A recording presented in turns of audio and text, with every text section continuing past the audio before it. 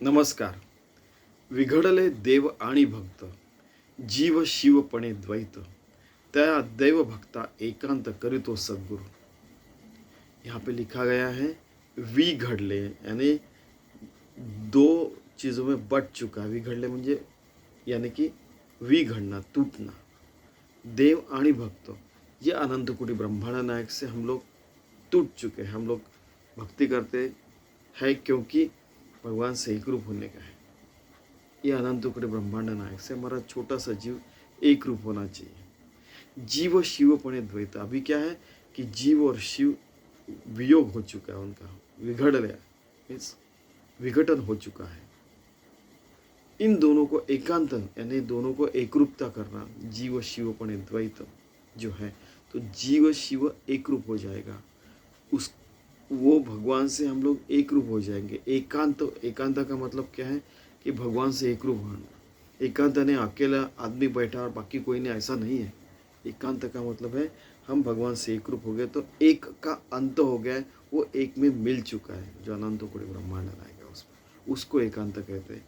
करी तो सद्गुरु, ऐसा जो करके देता है हमारे जीव को शिव से एक रूप करने में मदद करता है, करने की शक्ति देता है और करवा लेता है, वो सद्गुरु है. वो शक्ति सद्गुरु की रहती है. आप जाके किसी भी साधु संतों से, योगी से पूछिए, वो एक ही चीज़ कहेंगे कि ये सद्गुरु के बिना संभव ही नहीं है. ठीक है, तो हम हमारे सद्गुरु को, हमारे इष्ट देवता को, जो भी आप कहे उनसे कहते हैं, मुझे तो सद्गुरु है. हम उनसे प्रार्थना करते हैं कि हमें भगवान से एक रूप करके दीजिए.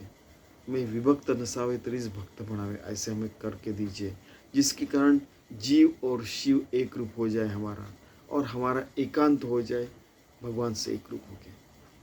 ऐसे सतत प्रार्थना करनी पड़ती है, सतत प्रयास करना पड़ता है, सतत साधना, जिसको पेनांस कहते हो, करना पड़ता है. और हर क्षण, हर हृदय की धड़कन से, हर पलकों की ऐसे ऐसे सांसों से, हर सांस से, हर विचार से, हर क्षण, हर घड़ी, वो अपना जीव शिव से एक रूप करने का ये जो साधना है, ये हमसे करवा लीजिए, हमसे वो प्रयास भी करवा लीजिए. जैसे स्वामी विवेकानंद को कहा था ठाकुर जी ने कि आपकी हड्डियाँ काम करेगी, वैसे हमसे करवा लीजिए, और इसी देह में हमें आत्मज्ञान मिला के दीजिए, जिसको जीव शिवपणे द्वैत कहते हैं. आपको पता होगा जो टेडेक्स टॉक में जो कहा है, वो इन सारी चीज़ों में से आया. समर्थ रामदास, विभक्त नसावे तरीस भक्त बनावे, युजी अंजति योगा, जो सतत योगी होकर रह सकता है. हमारा जीव परमात्मा से विलीन हो गया, जीव शिवपणे द्वैत. कौन करता है? सद्गुरु की शक्ति से होता है. ठीक है, तो हम हमारे सद्गुरु को, इष्ट देवता को प्रार्थना करते हैं. आपके जो भी सद्गुरु हैं उनसे प्रार्थना करके हमारी सारी साधना, पूरा जीवन भगवान को इस प्रकार से समर्पित होना चाहिए कि जिससे हमारा जीव शिव से एक रूप हो, हमारी भक्ति विभक्तता में, विभक्त नसावे तरीस भक्त बनावे, ऐसे भगवान से एक रूपता में अंत हो, और देव और भक्त में कुछ फर्क नहीं रहना चाहिए. वैसे हमारी एक रूपता भगवान से होने दीजिए, ऐसे हम प्रार्थना करते हैं और ऐसी ज़िंदगी जीते हैं. ठीक है क्या? इसके बहुत चित्र विचित्र लोग क्या अर्थ निकालते हैं. कोई भगवान के जैसे रह सकता है क्या? कोई भगवान से एक रूप हो सकता है? कुछ भी बातें करता है. क्योंकि ऐसा अगर कोई कहता है तो उनको गाइड करने वाले गलत लोग हैं, इतना समझ लेना. समर्थ रामदास जी ने ये कहा है, जो खुद आत्मज्ञानी व्यक्ति थे, तो उनका सुनने का. इसीलिए फिर हमारे सद्गुरु कहते थे कि कोई भी उठता है, कुछ भी कहता है, और लोग उनका सुनने लगते हैं. ऐसा नहीं होना चाहिए. उसके कारण फिर धर्म की ग्लानि हो जाती है.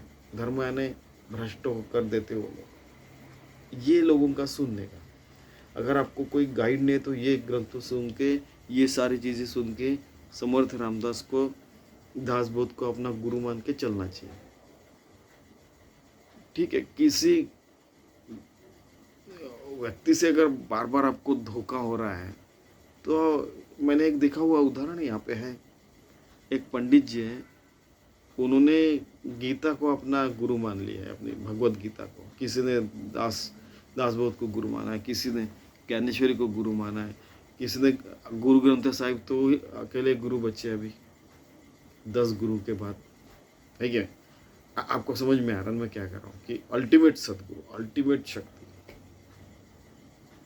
सिखिज्म में आपने देखा होगा। तो ठीक है, तो सदगुरुओं की शक्ति से हम सतत आत्मज्ञान में रहे, सतत जीव शिव से एक रूप होकर हम विभक्त नसावे तरीच भक्त म्हणा, ऐसे 24 घंटे पूरी जिंदगी भर ऐसा जीवन जीने का प्रयास करते हैं। ठीक है, धन्यवाद।